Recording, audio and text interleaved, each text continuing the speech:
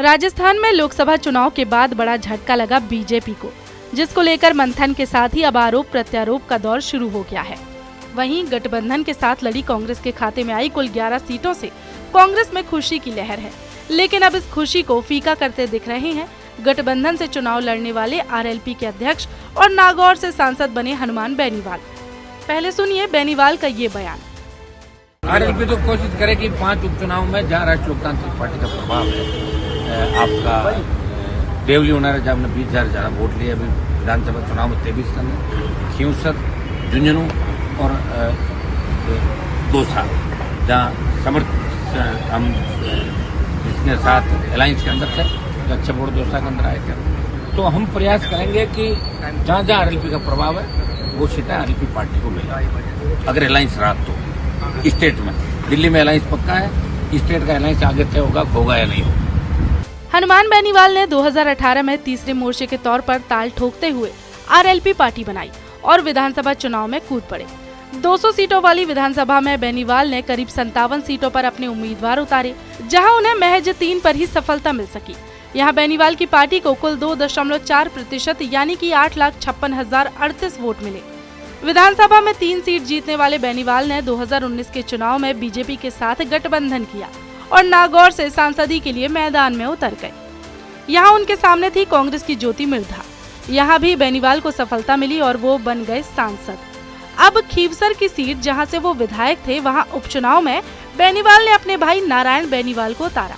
2018 में 16,000 से ज्यादा वोट जीतने वाले बेनीवाल के भाई को इस बार महज 4,000 से ज्यादा की ही जीत मिल सकी।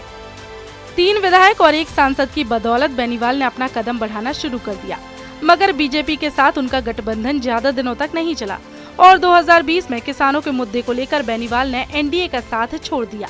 2023 के विधानसभा चुनाव से पहले एक बार फिर बेनीवाल ने तीसरे मोर्चे की हुंकार भरी और कांग्रेस और बीजेपी के नेताओं पर डोरे डालने लगे। कभी वो सचिन पायलट तो कभी किरोड़ी लाल मीणा को साथ आने का न्योता देने लगे, लेकिन विधानसभा चुनाव की रणभेरी तक उन्हें किसी बड़े नेता का साथ नहीं मिला, तो उन्होंने यूपी के चंद्रशेखर आजाद की आजाद समाज पार्टी के साथ समझौता करते हुए 81 सीटों पर अपने उम्मीदवार उतारे। लेकिन इस चुनाव के नतीजे से बेनीवाल को बड़ा झटका लगा।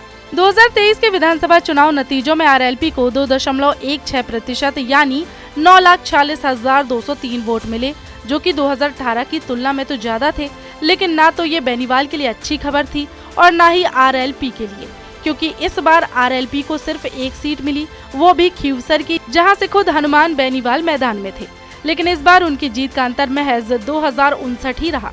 2023 के बाद 2024 की लोकसभा में एक बार फिर बेनीवाल ने ताल ठोकी और इस बार सहारा लिया कांग्रेस का।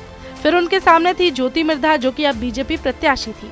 खैर, यहाँ भी बेनीवाल को ही जीत मिली, लेकिन अब जब प्रदेश में 5 सीटों पर उपचुनाव है, तो बेनीवाल ने खुद की सीट के साथ ही कांग्रेस की भी उन 3 सीटों पर दावा ठोका है, जहां से कांग्रेस के विधायक अब सांसद बन चुके हैं। लेकिन आपको बता दें, 2023 के विधानसभा चुनाव में दौसा और झुंझुनू की सीट पर आरएलपी ने अपना उम्मीदवार ही नहीं खड़ा किया था। हाँ, उनियारा की सीट पर जरूर बेनीवाल ने विक्रम गुर्जर को मौका दिया था, लेकिन विक्रम गुर्जर और जीतने वाले हरीश चंद्र मीणा के बीच वोटों का अंतर था 85,228। वो बात अलग है कि विक्रम तीसरे नंबर पर थे, लेकिन आरएलपी की मजबूती का अंदाजा वोटों के अंतर से लगाया जा सकता है। फिलहाल प्रदेश कांग्रेस की कमान गोविंद सिंह डोटासरा के पास है और उपचुनाव की तीनों सीटें पायलट के खास की हैं। लिहाजा देखना दिलचस्प होगा कि बेनीवाल, डोटासरा और पायलट में कौन बड़ा सिकंदर साबित होने वाला है।